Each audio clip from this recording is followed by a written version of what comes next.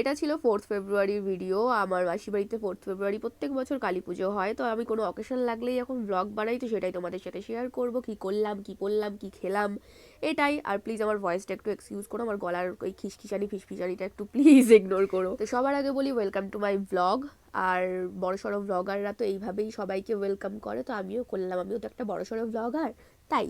তো সকাল সকাল ঘুম থেকে উঠে ফ্রেশ হয়ে স্নান টান সারতে সারতে হয়ে যায় দুপুর। যেখানে আমার সকাল সকাল যাওয়ার কথা ছিল সেখানে আমি দুপুরবেলা এন্ট্রি নিই।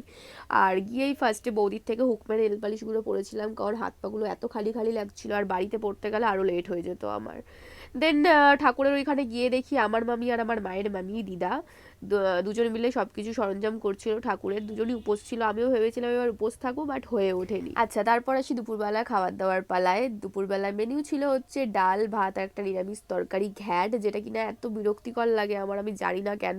আমি এখান থেকে খেলে না খালি আলু আর ডাটাগুলো বেছে বেছে খাই। আর অনেকের শুনেছি এই তরকারিটা খুব নাকি ভালো লাগে, হতেই পারে, ভালো লাগতেই পারে, আমি আর কি বলবো। তো খাওয়া দাওয়া হয়ে যাওয়ার পর আমরা তিনজন মিলে একটু রোদের মধ্যে ফটোশ্যুট করছিলাম, ভিডিও করছিলাম। তখন মাসি আমাদের অর্ডার দেয় যে দশকর্মার কিছু জিনিস আনতে হবে, তো আমাকে আর দাদাকে বাজারে যেতে হবে।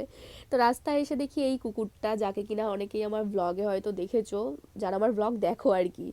তো এর নাম হচ্ছে ছোট বুলডগ। ও আমাকে রাস্তায় যখনই দেখে না কেন এসে আমার গায়ের ওপর এক লাফ মারবে, মানে লিটারালি ফেলে দেয় আমাকে ধাক্কা মেরে, এত জোরে লাফ মারে আর কি। তো দশকর্মার বাজার হয়ে গেলে আমরা পুরো রানাঘাট ধরে হাঁটি আর ঘুরে ঘুরে আমরা নাড়ু খুঁজি, লাস্ট অবধি পাই। দেন বাড়িতে আসি, এসে দেখি বৌদি রেডি হয়ে গেছে ঠাকুর আনতে যাবে বলে, আর তখনও আমি ভিখারির মতন বসে রয়েছি, আমি রেডি হইনি তখনও। আর আমি যদি রেডিও হতে যেতাম তাহলে আমার ঠাকুর আনতে যাওয়া হতো না, তো ভাবলাম যে একবারে ঠাকুরটা এনেই নি, তো ধীরে সুস্থে রেডি হতে পারবো আমি বাড়িতে।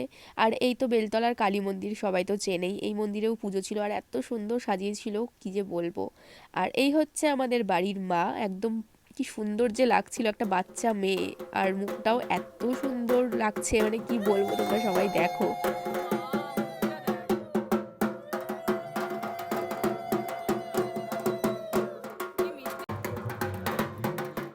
তো মাকে নিয়ে আমরা বাড়ির পথে রওনা দিই, আর মাঝ রাস্তায় আমাদের বলা হয় যে আঠা কিনে নিয়ে আসতে, তো আমরা আলাদা আলাদা হয়ে যাই আবার। আর এই আঠাগুলো নিয়ে যাওয়ার রিজন হচ্ছে মাকে টিপ পরানো হবে আর অন্যান্য কাজে লাগবে।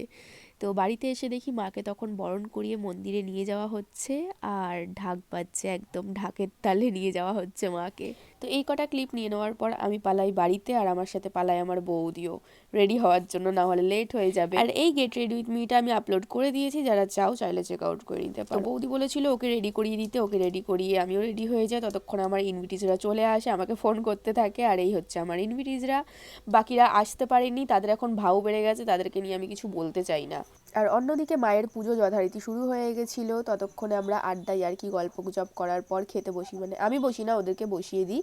আর জানি না কোন জোনে রয়েছে, আসলে একটা গার্লফ্রেন্ড জুটছে না, তো সেই জন্য একটু চাপে রয়েছে বেচারা। আরেকদিকে আমি ভাবছি যে আমার লিপস্টিকের কালারটা যদি অন্য শেড হতো তাহলে হয়তো ভালো হতো, বাট কি আর করা যাবে, কেই বা দেখবে আমাকে এত রাতে। যাই হোক, ওদেরকে বাড়িতে পাঠিয়ে দিয়ে আমি আসি মায়ের পুজো দেখতে, নিজে তো উপোস থাকতে পারিনি, তোর পুজো দেখেই কাটাতে হবে আর কি।